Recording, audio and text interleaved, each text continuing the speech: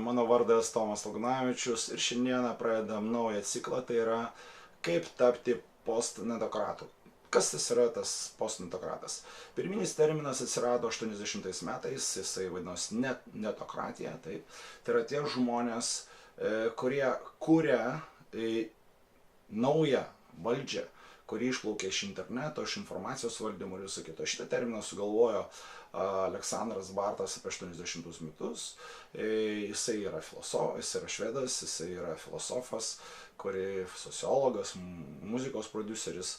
Tai vienas iš tų žmonių, kuris pažvelgia truputį kitaip į kaip keičiasi socialinė aplinka ir kaip keičiasi valdžios, galim pasakyti, valdžia.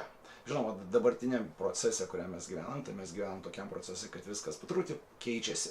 Nėra žinoma, kad jau prarado senoji kapitalistų karta ir, pasakykim, klasė įtaka ir netokratai dabar valdo. Ne, iš tikrųjų taip nėra. Bet tai yra naujoji banga, naujieji žmonės, kurie iš tikrųjų įtakoja pakankamai stipriai. Tai dabar netokratai tai yra tie žmonės, kurie turi vadinamus informacijos šaltinius, ne tik tos senuosius kaip televizija, laikraštis, radio, bet svarbiausia naujausius. Tai yra internetas, tai yra įvairūs tinklapiai, tai yra įvairiausi blogai, pavadinkim taip, tai yra socialiniai tinklai tarp įvairiausių žmonių, kur yra daroma labai didelė įtaka žmonėm, jų gyvenimo vertybėms, normoms, komunikavimui, galų gale reklamui, verslui ir visiems kitiems. Kaip žinote, jau dabar didžioji dauguma dalis reklamos persikelia į internetą. Kodėl? Todėl, kad žmonės praktiškai visi jau gali prie jo prisijungti ir būti tame, kas yra svarbu. Milijardai žmonių prisijungia prie Facebooko, Twitterio, jie ten yra pastoviai. Taip, daugybė žmonių naudojasi YouTube paslaugomis, įdeda savo video arba žiūri kitų. Reklaminiai biudžetai yra begaliniai. Tie žmonės daro didelę įtaką. Bet kuo skiriasi netokratai nuo postnatokratų?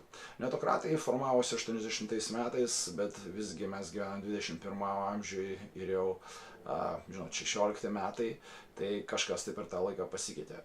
Užaugo nauja karta žmonių, kurie pirminį verslą ir pirminę tą įtaką suformavo internete ir dabar jie grįžta atgal. Grįžta atgal į realų verslą ir pradeda kurti. Tokius žmonės mes galime pavadinti postnatokratais. Aš manau, kad tikrai vertėtų pabandyti būti postnatokratu. Kuo jie skiriasi nuo netokratų? Tai pirmas, kaip ir minėjau anksčiau prieš tai, jie moka daryti verslą ne tik tai realiam gyvenimui, ne tik tai internetiniam pasaulyje, bet ir realiam pasaulyje.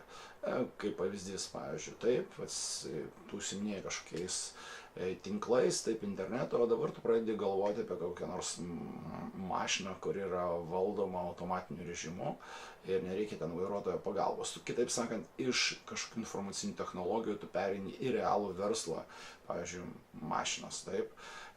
Daugybė kitų tokių panašių pavyzdžių. Antras skirtumas tai yra tai, kad tie žmonės ne tik, kad jie pereina, bet jie ir sėkmingai savo patirtį, kurią jie gavo dirbdami internete, jie perneša ir į realų pasaulį. Ir tai rodo tai, kad pakankamai geri rezultatai yra ir vienoje, ir kitoje veiklos srityje. Ir trečias rodiklis yra, jie siekia valdžios ir įtakos, ne tik tai internete, valdydami informacinius šaltinius, netgi kai kada kontentą arba diskursą, bet ir realiam pasaulyje. Tai aš rekomenduočiau visgi pabandyti tapti postnatokratais. Nebūtinai jūs turit jo būti kiekvieną dieną, bet pabandykit kažkiek tai laiko tiesiog suvaidinti jį. Taip, atlikdami tam tikrus pratimus, kuriuos aš pasakysiu, kaip ir prieš tai mes kalbėjom apie post-egzistencialistų buvimą, bus 100 žingsnių, 100 uždavinių, kurių pagalba jūs galite pasitikrinti, ar iš tikrųjų jūs norite būti postnatokratu. Tai šios laidos pabaigai tiesiog užduosiu pirmą pratimą ir pirmą žingsnį. Tai jisai vadinasi taip. Ieškok dėmesio savo. Pabandyk padaryti viską, kad į tave atkreiptų dėmesį taip, kad tu pritrauktum kiek galima daugiau vartotojų. Ir žinoma, pirmiausia internete, o paskui žinoma realiam pasaulyje. Reikia sugalvoti, užduotis būtų tokia, reikia sugalvoti kažkokius išskirtinės temas, kurių pagalba jūs galėtumėt pritraukti žmonės, kad jie žiūrėtų jūsų informaciją, kad jie domėtųsi internete, galbūt žurnaluose, internetiniuose puslapiuose. Sugalvokite temų sąrašą, kuris jūsų manymu galėtų pritraukti žmonės ir kuris galėtų juos sudominti ir kad jie taptų jūsų pastoviais žiūrovais. Tai tiesiog čia būtų pirmoji užduotis, pabandykite tai padaryti. O susitiksim sekantį kartą ir apie tai pakalbėsim. Sėkmės jums visiems. Pabūkit biškį postnetokratais.